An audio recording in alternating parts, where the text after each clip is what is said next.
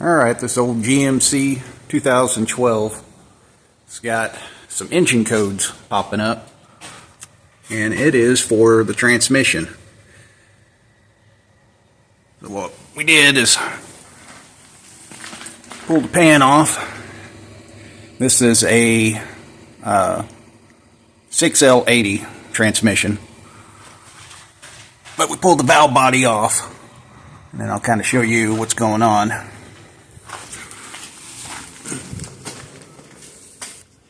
As you can see, we got the Tecum computer here, and these little diaphragms got little holes in them. The little membranes are kind of ripped, and this was packed full of small like fine clutch dust or whatever it was. It's all in there too. I got to get this cleaned. It was all on the screen. Got the screen all clean. Still got to finish cleaning it, but so I ordered some new diaphragms, and it comes with these top hat caps and a special tool. This is the first time I ever done it, but I think it's these two, or no, this was the one that had the hole in it, and this one had a hole in it. So I'm hoping that's why we had our engine code pop up. So we'll see what happens. Figure it's cheaper to do this and see if it works than replacing the whole transmission, because it don't take too long to get the valve body off. So I'll let you know when I get the tool in. I'll kind of show you how to do it. First time I'm ever doing it, so I'm learning as I go, and I figure I just bring you for the ride.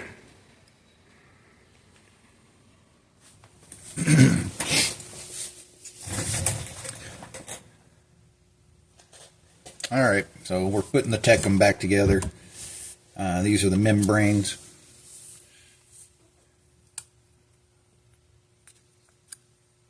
So these are what we had to change, and the O-rings.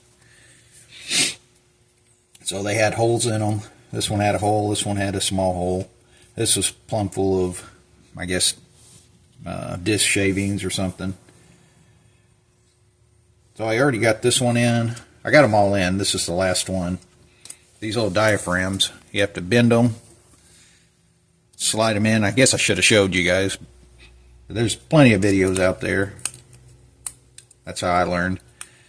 You just cup them like that, and you slide them down in there, and you take your little tool, and you go a little bit of an angle like that, and then just kind of work your way around, and then it'll seat in there just like that. Beautiful. This is my first one ever doing this, so I'm learning as I go, and I ain't gonna lie, these first two kick my butt. I just could not get the tool to work right. This is the tool it came with. And I'll show you how to do this last one. This is the top cap rubber. So this part, your big part, is actually, well, there's not much lighting in here. Goes down in here, so it goes like this. Like that. That's how you do it. Take your little tool, put your cup in there, like so. Then take your other tool, and you're going to push that in there. Try to anyway. Okay, just like so. And I got where I was just putting it back on the table and pushing down on it, just to make sure it's even. Well, looks pretty like that. And you just drop it in there like this. Hold this. I keep pressure on this top piece, and then just lift up. There you go, like that. And that's it. And then I just kind of push this down, make sure that it's seated all the way. I take my other little tool and just kind of push along the sides. I'm trying not to hit the diaphragm any. just to make sure it's seated in there all the way. There you go. Now the diaphragms are in, new O-rings. Like I said, I don't know if this is going to fix the problem. It was getting a, what code was it? Nope, wrong paper. Hang on, let me tell you. Okay, it had a transmission code. PO700 and a PO796. And it's pressure control solenoid performance or stuck or off. That one says indicator lamp transmission control system. I don't know if that's basically kind of like a check engine light. I don't know. But I just seen the pressure control solenoid stuck off or whatever, and that may be because of the diaphragms or this being full of metal shavings. We don't know. All I know is we changed these. We got this all clean. I went ahead and lightly took an air gun and kind of blew out the valve body, made sure that it was all clean. We're going to put this all back together, and then I think I'm going to try to flush out the old transmission fluid. I'm going to unhook the return line, let it fill up into a little bucket, start it up, let it run, pour it in there. When it gets about 2 quarts, I'll shut it off. I'm going to add 2 fresh quarts of transmission fluid, and I'm just going to keep doing that process until we have good clean oil. We hope. Peace out. See you in a bit. Yeah. We got to get this oil pan or transmission pan cleaned. You see how I don't think the training fluid's ever been changed. You see all the clutch material. A lot of clutch material there. I'm thinking it's probably going to need a transmission more than likely. But we're trying the cheap route first just to make sure. If not, probably be getting a hold of my buddy Chuck and seeing if he can rebuild this tranny. Yep. No big metal chunks of metal in there, so that's good.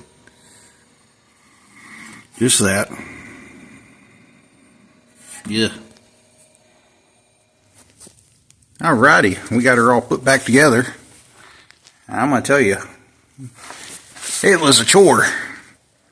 So you got to unhook your exhaust too. You know, you think there's plenty of clearance, but you can't get this pan off because this damn exhaust, because it hits the filter.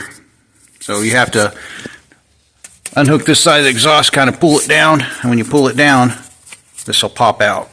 But we got her back together. We're going to fill her up with fluids and see what happens. I'll let you know if we got gears and if it's fixed the problem or not. Alright, so this is your return line. It's going to be your top hose. You have to pull this cap off. That way you have access to your, I don't even know what they call it, oh Jesus ring. I got it off. I just use a pick and try to get it in there like that. Pull it apart. Make sure you have your finger on it because this thing will go bing, and that's when you go, oh Jesus. So don't lose your oh Jesus clip. Now you get that clip off and you should be able to wiggle that. Oh yeah, you gotta take this bolt out right here. Where is it? That one right there. 10 millimeter. Just move it out of the way. There, and get your hose off. Now what I'm going to do is put a 3-inch or 3/8 hose on here, clamp it, and then I'm getting a fitting small tube that will fit in here, and then that's going to have a hose also, and then I got to find some type of pump, and I'll let you know as soon as what I come up with. That's where we're at so far. We're getting closer. Alright, got my little fitting in. So now that'll hook to the cooler on the radiator. The hose will come over here, down in here, and so I can can see how many quarts are going in here. This is going to be the return, so this will be the old.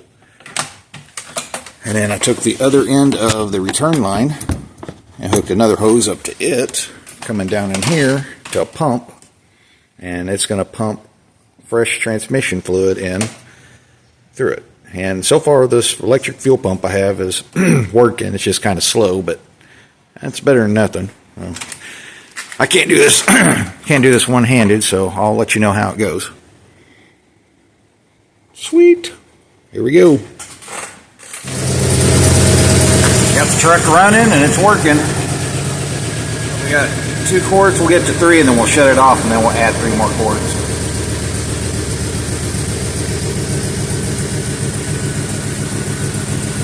Well, we got nasty at it. Alright, let me go shut the truck off. Alright, I'm back. Alright, so we got almost 3 quarts. Let's see how nasty this stuff is. Look at that. Alright, so now we need to see if we can pump some oil in there. Just a second. I made this out of an old drill. Drill went out, so I cut it off. Use it as a battery pack. Put a fuse on it in case I, make them short out. But this is great for if you want to do a quick test on lights or pumps. Like, see, now I'm going to rig up the pump. Sorry, trying to do this one-handed. Come on, baby. Alright, so our pump's coming on. See if the fluid starts dropping. You can kind of see it. It's pumping in there. I did run this fuel pump for a little bit to make sure I had good transmission fluid coming in, to make sure there's no junk coming in it. So now we got fresh transmission fluid going back to the transmission.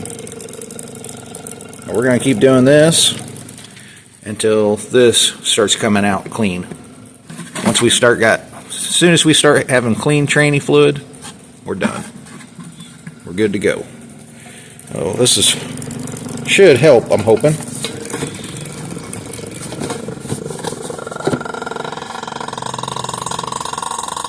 I think there was 2 quarts in this. I got to go get some more transmission fluid. But that's one quick way to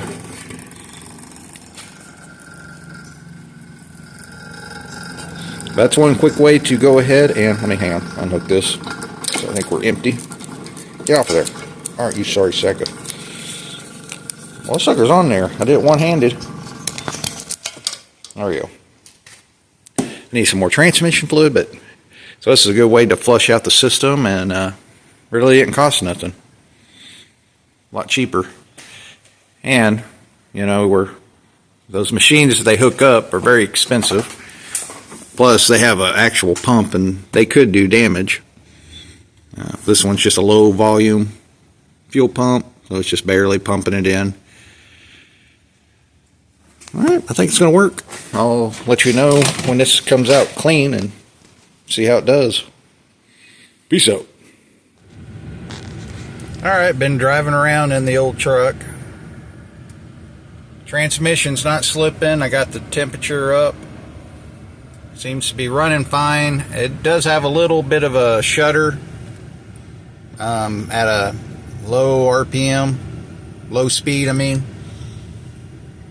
which what I've heard is these torque converters are notorious for going out on this, but he's probably going to need a torque converter more than likely. But it's not slipping right now, and it only does it at, like I said, real low speed. So I'm going to drive it a little bit more and make sure, but check engine light is off. It hasn't came back on. Been driving it for a while. I think we're going to be good.